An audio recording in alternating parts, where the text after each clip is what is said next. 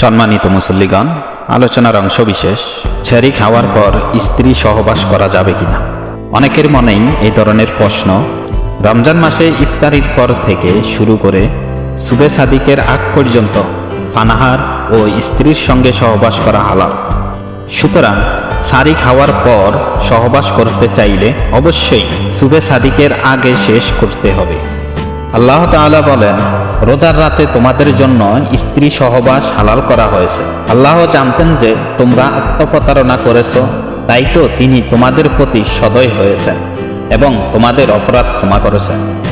অতএব ইফতারের পর থেকে শুরু করে সুবে সাদিকের আগ পর্যন্ত তোমরা তোমাদের স্ত্রীদের সঙ্গে সহবাস করতে পারো এবং আল্লাহ তোমাদের জন্য যা লিখে রেখেছেন তা কামনা করো, আর তোমরা পানাহার করো। অতএব সাহারির পর পানাহার ও স্ত্রী সহবাস থেকে বিরত থাকাই হলো রোজা। রমজানের দিনের বেলায় অথবা সাহারির পর সহবাসে লিপ্ত হলে উভয়ের উপর কাফফারা ওয়াজিব হবে। কাফফারা হলো লাগাতার 60 দিন রোজা রাখতে হবে, মাঝখানে কাজা করা যাবে না। কাজা হলে প্রথম থেকে আবার 60টি রোজা রাখতে হবে।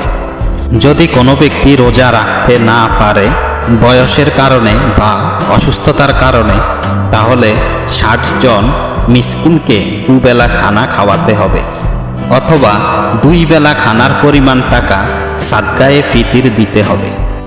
যে ব্যক্তি রোজা রাখতে পারবে সে ব্যক্তি মিসকিনকে খানা খাওয়ালে বা সাদকায়ে ফিতির আদায় করলেও তার কাফফারা আদায় হবে না।